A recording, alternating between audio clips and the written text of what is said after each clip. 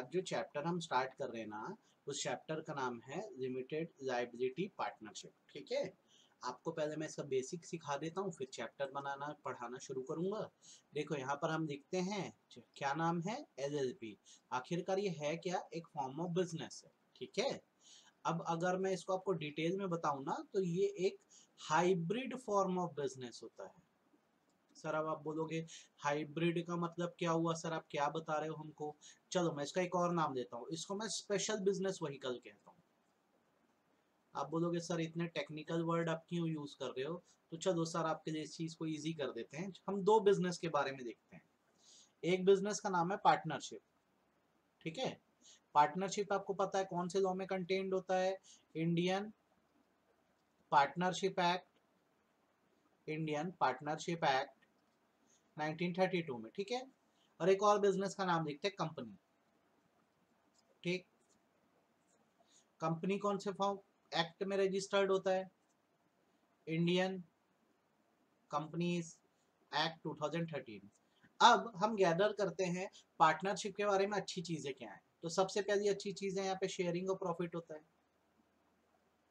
Sharing of profit होता है, ये बहुत अच्छा है ना, पार्टनर्स के बीच सारा प्रॉफिट शेयर हो जाता है।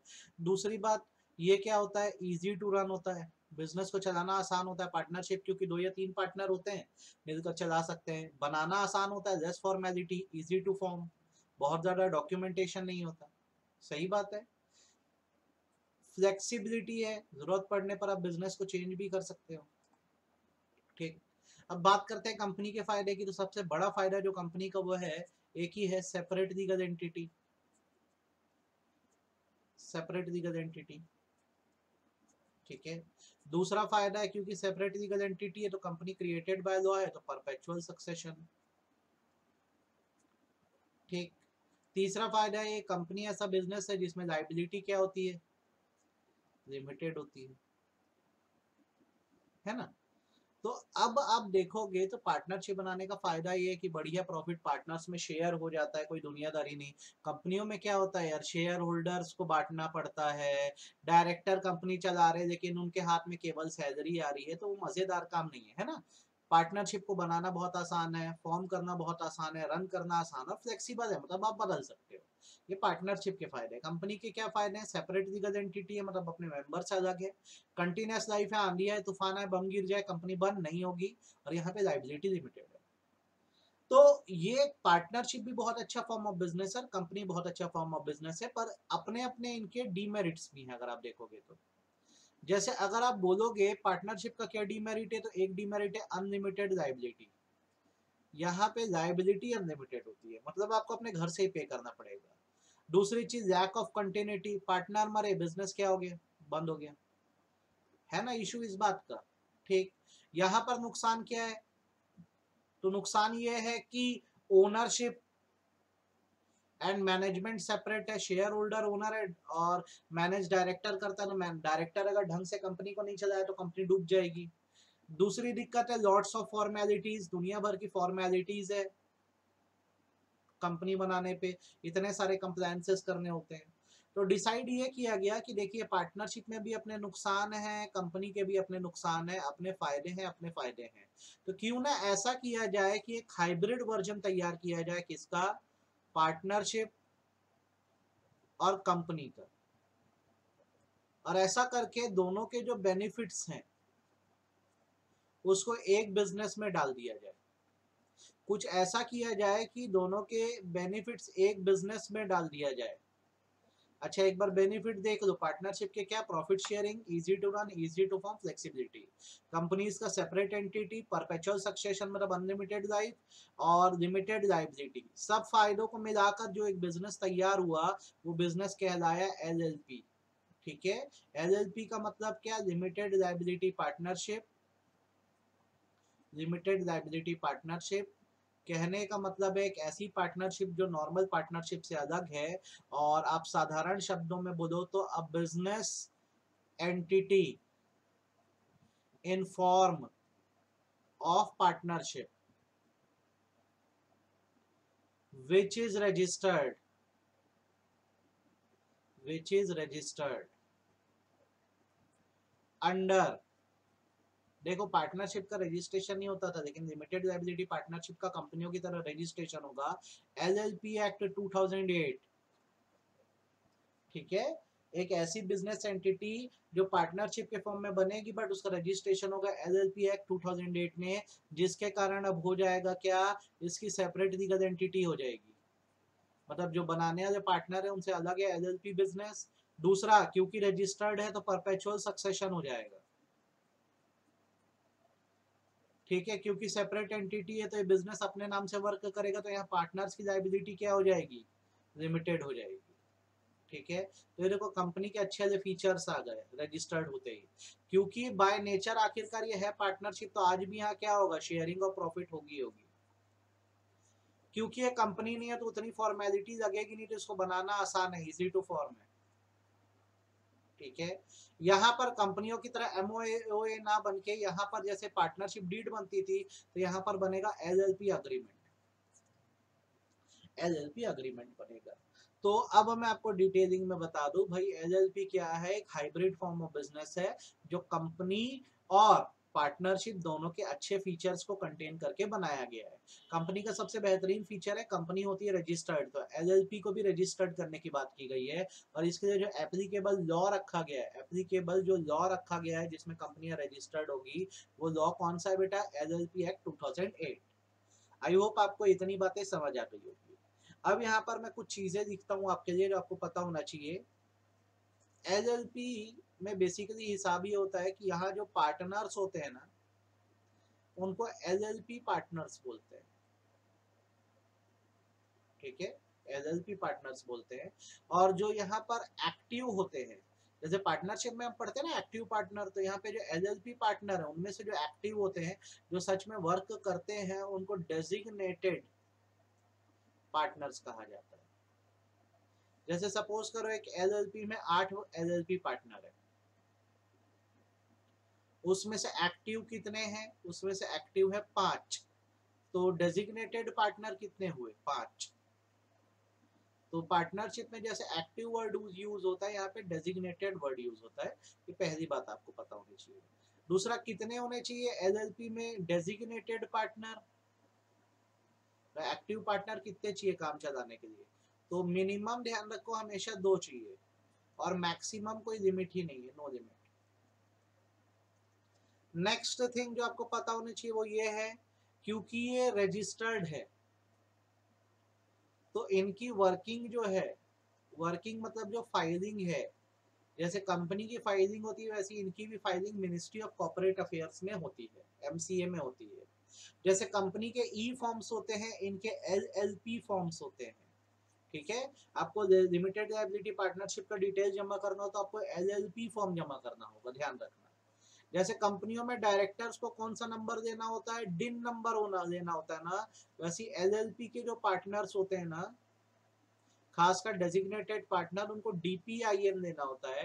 डीपीआईएन मतलब होता है designated partner identification number, designated partner identification number, फिकेशन नंबर। ठीक है, एलएलपी को मैं कैसे बनाऊं, तो एलएलपी को बनाने का तरीका बहुत आसान है। अगर मैं एलएलपी को इनकॉर्पोरेट करना चाहता हूं तो क्या करना होगा, दो या दो से ज्यादा पर्सन्स को मिलना होगा, और सबसे पहले क्या करना होगा, डीपीआईएन डेजिग्नेटेड पार्टनर आइडेंटिफिकेशन नंबर, ये वो यूनिक नंबर है जो हर डेजिग्नेटेड पार्टनर के पास होना चाहिए, और डिजिटल सिग्नेचर देना होगा, जैसा कि मैंने आपको बताया कंपनी में करते हैं। दूसरा, यहाँ पर भी क्या करना होगा, नेम रिजर्वेशन कराना होगा। तो नेम रिजर्वेशन का एक तरीका तो ये है कि तुम रन फॉर्म भरो, इसका अलग पोर्टल होता है रन एलएलपी करके, रिजर्वेशन अंडर यूनिक नेम जैसे कंपनी में होता है। या तो तुम जैसे कंपनियों के लिए स्पाइस प्लस भरते हो ना, इसके लिए तुम FILLIP भरो, ये ई फॉर्म है। जैसे स्पाइस में सारा काम हो जाता है, वैसे FILLIP पे पूरा काम हो जाता है, फिलिप पे पूरा काम हो जाता है, ये भरा जाता है। जब आप ये करते हो ना, FILLP फॉर्म भरते हो, तो आपको सर्टिफिकेट ऑफ इनकॉर्पोरेशन मिल जाता है, सर्टिफिकेट ऑफ इनकॉर्पोरेशन मिल जाता है कि आपकी एलएलपी बन गई है। अब आपको ये करना होगा कि बनने के 30 डेज के अंदर, with in 30 days LLP agreement final करना होगा। जैसे पार्टनरशिप डीड होती है ना, वैसे यहाँ पे एलएलपी अग्रीमेंट होता है, इसको फाइनलाइज करना होगा। तो आई होप आपको ये पूरा बेसिक जो है एलएलपी का अभी तक मैंने जो बताया है आपको पूरा समझ आ गया होगा। और अब मैं चैप्टर आपको दिखाता हूँ, आपको ये फटाफट समझ आने लगेगा। देखो एलएलपी की डेफिनेशन, एलएलपी क्या है? कॉर्पोरेट बिजनेस व्हीकल है, मतलब हाइब्रिड फॉर्म ऑफ बिजनेस है जो कंपनी को और पार्टनरशिप को मिलाकर बना, that enable professional expertise and entrepreneurial initiative to combine and operate in flexible, innovative, and efficient manner, providing benefit of limited liability while allowing its member the flexibility for organizing their internal structure as a partnership।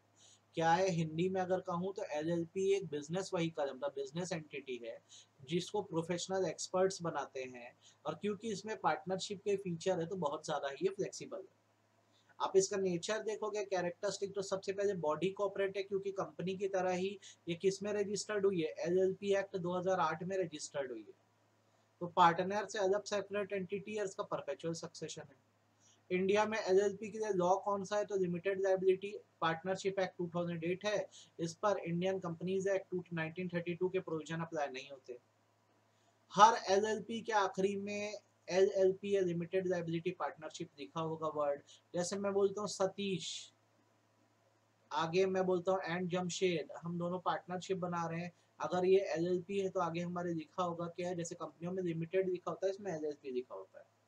Next, LLP में क्या किया जाता है? Basically agreement बनाया जाता है जिससे mutual rights and duties decided होते हैं। जो भी एलएलपी का अग्रीमेंट आप बनाओगे एलएलपी एक्ट 2008 के हिसाब से ही होगा। नेक्स्ट, एलएलपी एक सेपरेट लीगल एंटिटी है, तो जो भी प्रॉपर्टी एक्वायर करना है, जो भी लायबिलिटी उठाना है, वो एलएलपी के नाम से होगी। कोई भी पार्टनर यहाँ पर दूसरे पार्टनर के गलत कामों के लिए नहीं फंसता है। यहाँ पर ये माना जाता है जस्ट लाइक अ कंपनी, जो गलत किया वो फंसेगा। यहाँ पर भी वही नियम है कि एलएलपी एक सेपरेट एंटिटी है। तो पार्टनरशिप में क्या होता था, हम एक दूसरे के एजेंट थे, तो एक पार्टनर गड़बड़ किया तो सब फंस जाते थे। यहाँ पर ऐसा नहीं है, जो गलत करेगा वही फंसेगा। नेक्स्ट, दो डेजिग्नेटेड पार्टनर होना जरूरी है मिनिमम, ठीक है। उनमें से एक इंडिया का रेसिडेंट होना जरूरी है, मतलब 182 डेज इंडिया में रहा हो। जिसको रेसिडेंट का मतलब नहीं पता, ये माना जाता है पिछले फाइनेंशियल ईयर में जो 182 डेज भारत में रहा है उसको हम रेसिडेंट मानते हैं। तो दो डेजिग्नेटेड पार्टनर होने चाहिए मिनिमम, उनमें से एक रेसिडेंट होना जरूरी है।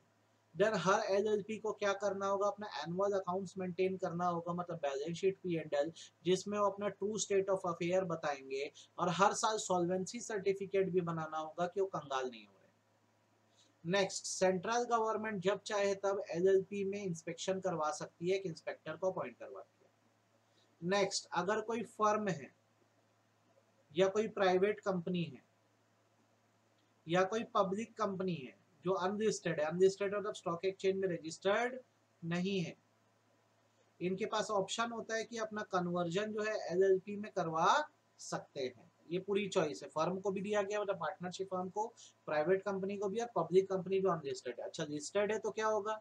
तो उसको पहले अपनी डी लिस्टिंग करानी होगी, शेयर बाजार से हटना होगा, फिर एलएलपी में कन्वर्ट हो सकती है, ये ध्यान रखना। तो जैसे अगर एक कंपनी जो है वो कन्वर्ट होकर एलएलपी बनी, तो जो जो प्रॉपर्टीज आज की डेट में कंपनी के नाम थी, अब वो किसके नाम पे हो जाएगी? एलएलपी के नाम पे हो जाएगी, ठीक है। जैसे कंपनी का वाइंडिंग अप होता है, सेम वैसे ही लिमिटेड लायबिलिटी पार्टनरशिप का भी वाइंडिंग अप हो सकता है। आपको ये फीचर पता होने चाहिए और तो इसमें इशू नहीं आना चाहिए।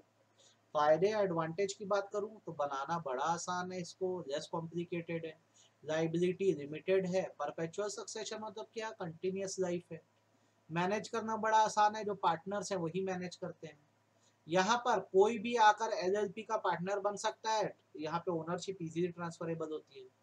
क्योंकि यहाँ डिविडेंड नहीं बांटा जाता, तो टैक्स में जैसे कंपनियों में क्या होता है, अब डिविडेंड जब आप डिस्ट्रीब्यूट करते हो शेयर होल्डर को, तो उस पर टैक्स पे करना होता है कंपनी को। यहाँ पे तो पार्टनर्स में प्रॉफिट शेयर हो रहा है ना, तो काहे का टैक्स, कोई टैक्स नहीं लगता यहाँ पर। यहाँ पे कंपलसरी ऑडिट रिक्वायर नहीं है। ऑडिट कब लगेगा? बेसिकली ऑडिट तब लगेगा जब आपका टर्नओवर 1 करोड़ के ऊपर हो जाएगा, ठीक है। ये 40 लाख को हटा देना, 1 करोड़ के ऊपर हो जाएगा तब लगेगा। यहाँ पे कंप्लायंस रिक्वायरमेंट बहुत कम है, मतलब बहुत कम लॉज अप्लाई होते हैं। ठीक, अग्रीमेंट जो होता है बड़ा फ्लेक्सिबल होता है, एमओए एओए चेंज करने में हालत खराब हो जाती है, मेमोरेंडम या आर्टिकल। लेकिन एलएलपी का अग्रीमेंट आप जब चाहो तब क्या कर सकते हो, बदल सकते हो। एलएलपी को बंद करना बड़ा आसान है, ठीक है। डिसएडवांटेज या नुकसान बोलोगे तो कंपनियों को शेयर बाजार से पैसा मिल सकता है, एलएलपी को कैपिटल मार्केट या शेयर बाजार से पैसा नहीं मिल सकता, ठीक है। नेक्स्ट थिंग, यहाँ पे पार्टनर्स के राइट्स को लेकर कंफ्लिक्ट हो सकता है, अगर एक पार्टनर का राइट दूसरे से ज्यादा है तो झगड़ा हो जाएगा। नेक्स्ट थिंग, कंपनियों की तरह ही एलएलपी को भी अपनी सारी जानकारी पब्लिक को देनी होती है, तो कहीं ना कहीं कंप्लायंस बढ़ गया, ठीक है। नेक्स्ट, फॉरेनर्स एलएलपी नहीं बना सकते, कम से कम एक रेसिडेंट इंडिया का चाहिए ही एलएलपी में, ये भी एक तरह का डीमेरिट है। नेक्स्ट थिंग, अगर एलएलपी के फॉर्म नहीं भरोगे तो कंपनीज एक्ट में आप पर भारी पेनल्टी लगाई जा सकती है, ठीक। एलएलपी को बंद करना उतना आसान नहीं है। फॉरेन से अगर लोन देना हो तो एलएलपी पे लिमिटेशन है, वो एक्सटर्नल कमर्शियल बोरोइंग, मतलब फॉरेन लोन एकदम आसानी से नहीं दे सकती, ये इसके डीमेरिट्स हैं, ये आप पढ़ सकते हैं। अच्छा, एलएलपी को बनाया कैसे जाए, तो एलएलपी को बनाने का आपको तरीका थोड़ी देर पहले मैंने बताया है। आप डिजिटल सिग्नेचर दे दो क्योंकि फॉर्म में साइन करना है, और डिन का मतलब ये डीपीआईएन है, डेजिग्नेटेड पार्टनर आइडेंटिफिकेशन नंबर आप दे दो। अब ये ले लिए तो अब आप क्या करो, नेम रिजर्व करो, दो तरीका है। एक क्या करो, एलएलपी रन फैसिलिटी का इस्तेमाल करो, तुम इसका इस्तेमाल करो। या तुम्हारे पास दूसरा तरीका है, तुम कौन सा फॉर्म भर दो, तुम FILLIP फॉर्म भर दो, इस फॉर्म को आप भर दो, ठीक है। FILLP का मतलब मैं बताऊं तो इसका मतलब होता है formation and incorporation of limited liability partnership, ठीक है। इस फॉर्म का ये फुल फॉर्म बोल सकते हो या मतलब बोल सकते हो, आपको ये पता होना चाहिए। ये देखो, form for incorporation of limited liability partnership, FILLIP। तो जैसे आप कंपनियों के लिए स्पाइस भरते हो ना, स्पाइस प्लस उसमें पूरा काम हो जाता है, वैसे इसके लिए FILLIP भरा जाता है। तो क्या किया जाता है, या तो रन फैसिलिटी से नाम रिजर्व करो, या पूरी फॉर्मेलिटी जो है, कंसेंट जो है पार्टनर्स की और एक्सेट्रा जितने डिटेल है सब FILLIP पे आप भर दो। तो ROC के पास ये फॉर्म जमा होगा, registrar of companies he LLP का भी रजिस्ट्रेशन करता है। तो जब वो इस फॉर्म को एग्जामिन करेगा तो उसको अगर और कुछ जानकारी चाहिए होगी तो आपको रीसबमिशन के लिए कहेगा, और 15 दिन के अंदर आपको फॉर्म रीसबमिट करना होगा, ठीक है। अब नॉर्मली ये माना जाता है कि जब अप्रूवल हो जाती है तो आपको सर्टिफिकेट ऑफ इनकॉर्पोरेशन मिल जाता है, ठीक बात है। यहाँ पे बिल्कुल कोई डाउट आना ही नहीं चाहिए। एलएलपी बनाना है, तुम सबसे पहले क्या करो, डीपीआईएन और डीएससी ले लो। दूसरा, नाम रखो, या तो रन से नाम ले लो या सीधे एक फुल फ्लेज काम करो, FILLIP फॉर्म, ये आपको फॉर्म में दिखाता हूँ, ठीक है। ये आप भरो, तो इसी में सारे डिटेल भर दो, अगर कुछ गड़बड़ हुई तो 15 दिन में रीसबमिशन के लिए बोला जाता है। अब जैसे 15 दिन में रीसबमिशन करे, फिर कोई गलती हो गई तो फिर 30 दिन का आपको टाइम दिया जाएगा, कि अगला 15 दिन मान लो, मतलब टोटल 30 दिन रीसबमिशन का टाइम है। पहली बार मैं फॉर्म जमा किया, डिफेक्ट आया तो मुझे बोला गया कितने दिन में डिफेक्ट सुधारो, 15 दिन में। फिर अगर दोबारा डिफेक्ट आ गया तो मेरे को क्या बोला जाएगा, फिर 15 दिन दे रहे सुधारो, मतलब टोटल 30 दिन का समय रीसबमिशन के लिए दिया जाता है। जब आप ये फॉर्म जमा करते हो FILLIP, तो इसके साथ ये सारे डॉक्यूमेंट अटैच होते हैं। पार्टनर्स की कंसेंट लेटर अटैच होता है कि वो पार्टनर बनना चाहते हैं एलएलपी में। अगर पार्टनर एक बॉडी कॉर्पोरेट है तो कंपनी की तरफ से बोर्ड रिजोल्यूशन लगेगा कि वो एलएलपी में पार्टनर बनना चाहती है। हमेशा नेचुरल पर्सन ही एलएलपी का पार्टनर हो जरूरी नहीं है, एक कंपनी जो है जैसे दूसरी कंपनी में शेयर होल्डर बन सकती है, वैसी वो एलएलपी में पार्टनर भी बन सकती है। वैसी फुल एड्रेस बताओ एलएलपी का, सब्सक्राइबर शीट बताओ कि अभी एलएलपी में पैसा कौन लगाएगा, सब्सक्राइबर कौन है, बिना पैसे के तो चालू होगी नहीं ना, है ना। देन एलएलपी का फुल डिटेल दो कि यहाँ पे कितने एलएलपी पार्टनर होंगे, और डेजिग्नेटेड या एक्टिव पार्टनर कौन कौन होगा, किस सेक्टर में आप वर्क करोगे। हर इंडिविजुअल का आइडेंटिटी और एड्रेस प्रूफ लगेगा जो पार्टनर या डेजिग्नेटेड पार्टनर बनना चाह रहा है। आई होप आपको पार्टनर और डेजिग्नेटेड पार्टनर का डिफरेंस समझ आ रहा है। जितने लोग पार्टनर और एलएलपी पार्टनर है और उनमें से जो काम कर रहा है उसको डेजिग्नेटेड बोलेंगे। एलएलपी का मेन ऑब्जेक्ट क्या है, किस काम के लिए बनी है ये बताओ, ठीक है। आप ये बनाओ कोई ट्रेडमार्क तो रजिस्टर्ड नहीं करा रहे हो, और यदि आप कोई फॉरेन बॉडी कॉर्पोरेट के नाम का इस्तेमाल कर रहे हो तो उनसे तुम क्या ले लो, एनओसी ले लो कि हम इंडिया में आपके फॉरेन कंपनी के नाम से एलएलपी चलाएंगे, अगर उनका नाम मैच कर रहा होगा तो। इतना करने पर आपकी एलएलपी क्या होती है, इनकॉर्पोरेट होती है, बहुत आराम से पढ़ पाओगे, आपको दिक्कत नहीं जाएगी। ठीक है, अब बारी आती है एलएलपी एग्रीमेंट की। जैसे मैंने आपको अपने लेक्चर में थोड़ी देर पहले बताया कि जब कंपनी बन जाती है, एलएलपी बन जाती है, सर्टिफिकेट ऑफ इनकॉर्पोरेशन मिल जाता है, तो आपको 30 दिन का समय दिया जाता है एलएलपी एग्रीमेंट बनाने के लिए। तो आपकी एलएलपी इनकॉर्पोरेट हो गई है, पार्टनर को अब 30 दिन के अंदर क्या करना है, एलएलपी एग्रीमेंट बनाना है, और इसकी कॉपी ई फॉर्म 3 में, ई फॉर्म एलएलपी 3 बोलूंगा तो ज्यादा बेटर होगा, 30 दिन के अंदर आरओसी के पास क्या करानी होगी, जमा करानी होगी। किसकी कॉपी, एलएलपी एग्रीमेंट की कॉपी, है ना, एलएलपी एग्रीमेंट की कॉपी।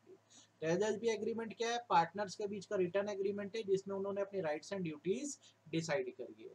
ये कंपलसरी है कि एलएलपी बनने के 30 दिन के अंदर आपको एलएलपी एग्रीमेंट बनाना और उसको फाइल करना ही होगा, और इस पे बराबर क्या करना होगा, स्टैम्प ड्यूटी भी पे करनी होगी। किस हिसाब से इस पे स्टैम्प ड्यूटी लगेगी, तो जितना कैपिटल कंट्रीब्यूट तुम कर रहे हो, जितना कैपिटल एज अ पार्टनर तुम कंट्रीब्यूट कर रहे हो, उस रेशियो में तुमसे स्टैम्प ड्यूटी दी जाती है। ठीक है, कैसे बनाऊं मैं एलएलपी एग्रीमेंट, तो बनाने के लिए भाई एक स्टैम्प पेपर देना होगा, नॉन जुडिशियल स्टैम्प पेपर देना होगा, जो आपको कोर्ट से इजीली अवेलेबल है, और उसमें बताना होगा कि कितना अमाउंट कंट्रीब्यूट कर रहे हो, उस हिसाब से उतने रुपए का स्टैम्प पेपर लगता है। जैसे एग्जांपल के तौर पे अगर मैं दूं, आपका कंट्रीब्यूशन 1 लाख का है, तो इसके लिए आपको 1000 रुपए का स्टैम्प पेपर देना होगा,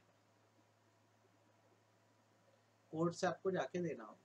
अब क्या करोगे, स्टैम्प पेपर में टर्म एंड कंडीशन लिखोगे, सारे पार्टनर उस पर साइन कर देंगे, 2 विटनेस की साइन करा दोगे, और हर पार्टनर के पास अग्रीमेंट की एक एक कॉपी होगी, तो 4 पार्टनर है तो 4 कॉपी होगी। ठीक है, क्या क्या क्लॉजेस डाले जाएंगे, तो क्लॉजेस बहुत ध्यान से सुन लो कि जब आपका और हमारा एलएलपी एग्रीमेंट बन रहा है तो उसके जरूरी पॉइंट क्या क्या डाले जाएंगे।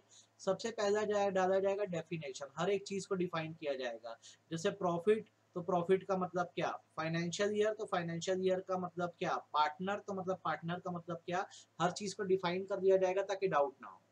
नेक्स्ट थिंग, क्लियरली मेंशन किया जाएगा कि डेजिग्नेटेड पार्टनर्स कौन है, उनका एज, एड्रेस, सारी चीजें। नेक्स्ट, एलएलपी का हमारे नाम क्या है, और अगर उसको नाम को चेंज करना हो तो क्या प्रोसीजर होगा, कैसे चेंज करेंगे। नेक्स्ट, एलएलपी का रजिस्टर्ड ऑफिस कहां पर होगा, फुल एड्रेस। नेक्स्ट, एलएलपी का बिजनेस क्या होगा, किस पर्पस से एलएलपी काम करेगी। Next, total capital contribution partners कितना करेंगे, कौन कितना पैसा लेके जाएगा, पार्टनरशिप डीड में तो यही सारी चीजें होती हैं। देन कितना प्रॉफिट शेयरिंग रेशियो होगा, हर डेजिग्नेटेड पार्टनर, एक्टिव पार्टनर की राइट एंड ड्यूटीज क्या होंगी, कैसे किसी पार्टनर को एडमिट किया जाएगा या रिटायर किया जाएगा, रिजाइन किया जाएगा, एक्सपेल किया जाएगा, उसका गाइडलाइन। अगर पार्टनर को अलग से इंटरेस्ट ऑन कैपिटल या इंटरेस्ट ऑन लोन देना है तो कैसे देना होगा। बैंक अकाउंट कौन से बैंक में खोलेंगे एलएलपी का, बुक्स ऑफ अकाउंट्स किस फाइनेंशियल ईयर या अकाउंटिंग ईयर की मेंटेन होगी, एलएलपी की साल में कितनी मीटिंग्स होगी हमारी। इंडेमनिटी क्लॉज, इंडेमनिटी क्लॉज का मतलब होता है अगर एक पार्टनर फ्रॉड किया, एक एलएलपी पार्टनर फ्रॉड किया जिसके कारण दूसरे को नुकसान हुआ, दूसरे पार्टनर को, तो ये इंडेमनीफाई करेगा, ये कंपनसेट करके देगा, कंपनसेट करके देगा अदर पार्टनर्स को। जैसे आप और हम सब पार्टनर है, एलएलपी पार्टनर, मेरे फ्रॉड के कारण आप लोग को 1 करोड़ का नुकसान हुआ, तो ये मैं आपको भरूंगा, यहाँ पे लिख देना पहले से। ठीक है, नेक्स्ट टाइम झगड़ा कैसे सुलझाया जाएगा, आप इसमें से 7-8 पॉइंट याद कर दोगे तो आपके लिए बहुत है। ठीक है, नेक्स्ट थिंग, वाइंडिंग अप कैसे होगा, एलएलपी को बंद करना है तो कैसे करेंगे। ठीक है, उसका जनरल प्रोविजन और एडिशनल कुछ चीजें डालना है, जैसे लीगल हायर आगे किसी को बनाना चाहते हो या एक्सेट्रा कोई चीज, तो वो डाल सकते हो। तो 17 पॉइंट है, 8 भी याद कर दोगे तो आप एकदम गंगा नहा लिए, बहुत अच्छा हो जाएगा आपके लिए। ठीक है, अब कुछ छोटी छोटी बातों पर डिस्कस करते हैं हम, क्या एलएलपी एग्रीमेंट में ऑल्टरेशन हो सकता है, तो जवाब है हाँ, अगर एलएलपी पार्टनर्स रिजोल्यूशन पास करते हैं, एलएलपी पार्टनर्स रिजोल्यूशन या डिसीजन लेते हैं, और इस डिसीजन को विद इन 30 डेज, 30 दिन के अंदर,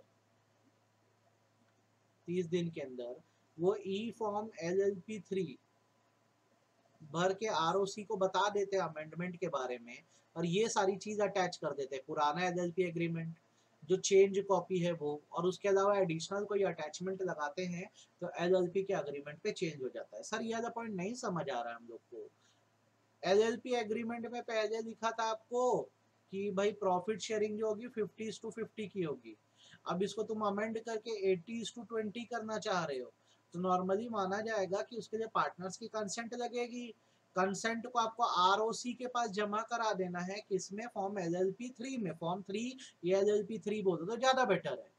तो इसके लिए पुराना जो एग्रीमेंट है वो जमा करो, ऑल्टर्ड मतलब अभी वाला जमा करो, और कुछ एडिशनल चीज बतानी है तो वो भी बताओ, ठीक है। वैसे ही अगर डेजिग्नेटेड पार्टनर में किसी तरह का चेंज आ रहा है, मतलब अगर कोई पार्टनर एडमिट हो रहा है, नया आ रहा है, या कोई पार्टनर रिटायर हो रहा है मतलब निकल रहा है, या किसी को निकाल रहे हो, एक्सपेल कर रहे हो, तो बेटा इसके लिए क्या है, फॉर्म नंबर 4 जमा किया जाता है। फॉर्म 3 तो जाएगा ही जाएगा। फॉर्म 3 क्यों जा रहा है, क्योंकि जब कोई एडमिट होता है तो कहीं ना कहीं ऑल्टरेशन भी होता है आपकी एलएलपी में, तो फॉर्म 3 तो जाएगा, साथ साथ एलएलपी 4 फॉर्म भी जाएगा, जिसमें आप ये बताओगे कि अगर कोई आ रहा है, एडमिट हो रहा है, तो उसका कंसेंट लेटर, अगर कोई जा रहा है तो उसका रिटायरमेंट लेटर, रिटायरमेंट लेटर, ठीक है। नेक्स्ट, अगर कोई ज्यादा पॉइंट नहीं करना, अगर कोई पार्टनर या डेजिग्नेटेड पार्टनर कंपनी है और वो कंपनी को आप अपनी जो एलएलपी है उसमें डेजिग्नेटेड पार्टनर बना रहे हो, तो उस कंपनी के रिजोल्यूशन की कॉपी आपको लगेगी लगेगी, ठीक है। वैसे ही ऑथराइजेशन लेटर लगेगा कि उस कंपनी के भी आप में कौन इस एलएलपी में आके काम करेगा। ये पॉइंट आपके लिए शायद ट्रिकी हो गया होगा। तो जैसे मैं बोलता हूँ, अंकित एलएलपी नाम की एक लिमिटेड लायबिलिटी पार्टनरशिप है, रिलायंस इंडिया लिमिटेड इसमें क्या बनना चाहती है, पार्टनर बनना चाहती है, एलएलपी पार्टनर बनना चाहती है, तो बने ना, क्या दिक्कत है, दो चीज कर दे, रिजोल्यूशन डाले और दूसरा ऑथराइजेशन लेटर डाले कि कौन जो है रिलायंस के भी आप में यहाँ पे पार्टनर बनेगा, ठीक है। आई होप अब आपको ये समझ आ गया होगा। नेक्स्ट, क्या एलएलपी का नाम चेंज हो सकता है? हाँ बिल्कुल, एलएलपी का नाम चेंज हो सकता है। The procedure for name change is governed by provision of section 19 of LLP act 2008। A limited liability partnership is registered in India may under certain circumstances need to change its name. The reason can be business related on account of certain directive from central government. या तो business में बदलाव आ रहा है करके नाम बदल रहे हो, या सरकार ने बोला है कि आपका नाम अनडिजायरेबल है, बदल लो, नहीं बदलोगे तो आपके ऊपर 5 लाख तक की पेनल्टी लग सकती है एलएलपी पर, हर पार्टनर पे 1 लाख की। तो नाम बदलना होगा। तो यार नाम सवाल है कि कैसे बदले, तो नाम बदलने के लिए आपको क्या करना होगा, आरओसी के पास एप्लीकेशन डालना होगा। कैसे एप्लीकेशन डालेंगे, तो इसके लिए आपको एलएलपी रन फॉर्म का इस्तेमाल करना होगा, ठीक है। रन से आपको नया नाम मिल जाएगा। जब नया नाम मिल जाए तो आप उसके बाद क्या करो, सारे पार्टनर से कंसेंट ले लो, एलएलपी एग्रीमेंट में चेंज कर दो, ट्रेडमार्क में कोई बदलाव करना है कर दो। अब क्योंकि न्यू नेम मिल गया है और आपकी कंपनी में भी परमिशन है, तो अब आप एलएलपी फॉर्म 5 जमा करो। देखो कंफ्यूज मत होना, अग्रीमेंट में चेंज के लिए फॉर्म 3 था, ठीक है, डायरेक्टर से रिलेटेड फॉर्म 4 है, नेम चेंज के लिए फॉर्म 5 लग रहा है, जिसमें आप आरओसी को ये बता रहे हो 30 डेज के अंदर कि आप अपनी कंपनी का नाम बदल दिए हो। तो आरओसी अगर इस बात को अप्रूव कर देगा तो आपको नया सर्टिफिकेट ऑफ इनकॉर्पोरेशन वो प्रोवाइड कर देगा, ठीक है। तो यहाँ पर हम एक लिस्ट बना देते हैं। फॉर्म 3 क्या था, एलएलपी अग्रीमेंट में कोई चेंज आएगा तो, है ना। फॉर्म 4 क्या है, डायरेक्टर के लिए, ठीक। उसके बाद फॉर्म 5 किसके लिए है, नेम के लिए। वैसे ही बेटा होता है फॉर्म 15, फॉर्म 15 जो है वो सिचुएशन के लिए, अगर आपको रजिस्टर्ड ऑफिस बदलना हो ना एलएलपी का, तो फॉर्म 15 लगता है। तो अगर आपको अपना एड्रेस बदलना हो तो आरओसी को आप क्या करो, 30 डेज के अंदर एलएलपी फॉर्म 15 में इन डॉक्यूमेंट्स के साथ बता दो, ठीक है। जितने डेजिग्नेटेड पार्टनर है उनका कंसेंट कि वो एड्रेस बदलना चाहते हैं, सारे क्रेडिटर्स का कंसेंट। अगर आपकी कंपनी एक कंपनी है जो एलएलपी में पार्टनर है तो बोर्ड रिजोल्यूशन भी लगेगा, पेपर ऐड दिए होगे उसकी कॉपी, और न्यू एड्रेस जहां पर है उसका एक प्रूफ, जैसे रेंट एग्रीमेंट, ये utility bill etcetera. I hope आपको ये समझ आ गया होगा और इसमें आपको बिल्कुल दिक्कत नहीं गई होगी, ठीक है। अब बात कर लेते हैं कंप्लायंसेस की, कि एमसीए के पोर्टल पर लिमिटेड लायबिलिटी पार्टनरशिप को क्या क्या करना होता है। तो कुछ होते हैं एनुअल कंप्लायंस। एनुअल कंप्लायंस होने का मतलब होता है सालाना ये काम जो है वो तो करना ही करना है। जैसे कंपनियां अपनी बैलेंस शीट P&L हर फाइनेंशियल ईयर खत्म होने पे जमा करती है ना, सेम वैसे ही एलएलपी को भी करना होता है। तो क्या करना होता है एलएलपी को, अपना एनुअल रिटर्न फॉर्म 11 में, एलएलपी फॉर्म 11, एलएलपी के फॉर्म सी अलग होते हैं। ये क्या होगा, एनुअल रिटर्न में फुल समरी होगी कि साल भर में एलएलपी में क्या हुआ। जब फाइनेंशियल ईयर खत्म होगा उसके 60 दिन के अंदर जमा करना होगा। एग्जाम्पल के तौर पे आपका फाइनेंशियल ईयर खत्म हो रहा है 31 मार्च को, तो आपको एनुअल रिटर्न कब जमा करना है? 30 मई के पहले, 30 मई के पहले जमा कर देना है। कौन से फॉर्म में? LLP 11 में। किसके पास जमा करोगे? ROC के पास जमा करोगे। आगे, अगर आपका एनुअल टर्नओवर 5 करोड़ के ऊपर जा रहा है या पार्टनर्स का कैपिटल कंट्रीब्यूशन 50 लाख के ऊपर है, तो एनुअल रिटर्न तो जाएगा ही, साथ में एक प्रैक्टिसिंग कंपनी सेक्रेटरी से सर्टिफिकेट भी लगवाना पड़ेगा कि आप पूरा कंप्लायंस बराबर करते हो और इसमें कहीं कोई दिक्कत नहीं। ठीक है, अब ये बात हो गई एनुअल रिटर्न या एनुअल डिटेल की। अब बात होती है फाइनेंशियल स्टेटमेंट कब जमा करनी है, तो बैलेंस शीट P&L। तो आप पहले तो ये समझ लो, इनका जो बैलेंस शीट P&L है डबल एंट्री सिस्टम पे बनेगा पहली बार, और इसको जमा करने के लिए आपको LLP फॉर्म 8 का यूज करना होगा, और हर साल 30 अक्टूबर के पहले, 30 अक्टूबर के पहले आपको अपना बैलेंस शीट P&L ROC का जमा कर देना है। फर्दर यदि आपका टर्नओवर ये 40 लाख को 1 करोड़ कर देना बेटा, 1 करोड़ के ऊपर हो गया है, ये इंडिविजुअल पार्टनर्स का कंट्रीब्यूशन 25 लाख के ऊपर हो गया है, तो आपको एक CA से सर्टिफिकेशन देना होगा अपनी बैलेंस शीट एंड P&L में। अगर टाइम पे फॉर्म नहीं जमा करे तो आपके ऊपर 100 रुपए पर डे का जुर्माना लगेगा। ठीक है, ये IT वाला अपन काट देते हैं, याद हिस्से को काट देते हैं, सीधे ड्यू डेट पढ़ते हैं। इनको कब अपना टैक्स रिटर्न जमा करना होता है, तो नॉर्मली ये माना जाता है कि इनको अपना जो टैक्स रिटर्न है वो हर साल 30 सितंबर के पहले जमा करना होता है। ठीक है, 30 सितंबर के पहले। साथ में अगर कोई एडिशनल रिपोर्ट जमा करनी हो, जैसे फॉर्म 3CEB की रिपोर्ट, ये बेसिकली अलग से कारो भी बोल सकते हो, CARO या सेपरेट ऑडिट रिपोर्ट होती है, कंपनी ऑडिट रिपोर्ट ऑर्डर, इसे 30 नवंबर के पहले जमा करना होता है। ठीक है, आई होप आपको ये चीज अभी तक समझ आ गई होगी और इसमें कोई डाउट नहीं आया होगा। ठीक, अब उसके बाद बारी आती है event based compliance. Event based मतलब जब एक्टिविटी होगी तब, जैसे एग्जांपल के तौर पे अगर तुम्हारे कंपनी LLP में डायरेक्टर एडमिट हो रहा है या एक्सपेल हो रहा है, एक्सपेल मतलब निकाला जा रहा है या रिटायर हो रहा है, तो मैंने बताया फॉर्म 4 भरते हैं, तो ये 30 दिन के अंदर भरना होता है नए पार्टनर के आने के या जाने के। अगर नहीं करोगे तो क्या पेनल्टी है? 10,000 रुपए मिनिमम, जो बढ़ के 5 लाख तक हो सकती है अगर आपने फॉर्म 4 टाइम पे जमा नहीं किया तो। ठीक है, ये दोनों पॉइंट कवर हो गए आपके। ये आने वाला है, ये एडमिट का है फॉर्म 4, और ये नीचे वाला जो है ये रिटायरमेंट का है। ठीक है, आप पढ़ोगे एकदम इजी है। रजिस्टर्ड ऑफिस बदलते हो, फॉर्म 15 लगता है, 30 दिन में जमा करना है, नहीं करोगे तो क्या होगा? 2,000 का जुर्माना, जो बढ़ के 25,000 तक हो सकता है। वैसे नेम चेंज करते हो तो फॉर्म 5 लगता है, ऊपर बताया 30 दिन में जमा करना है, नहीं करोगे तो 5 लाख का जुर्माना लग सकता है। ठीक है, ध्यान रखना इस चीज को। वैसे LLP एग्रीमेंट में चेंज करोगे तो फॉर्म 3 जमा होता है, तो अगर नहीं करोगे टाइम पे तो 2,000 से 25,000 तक का जुर्माना होता है।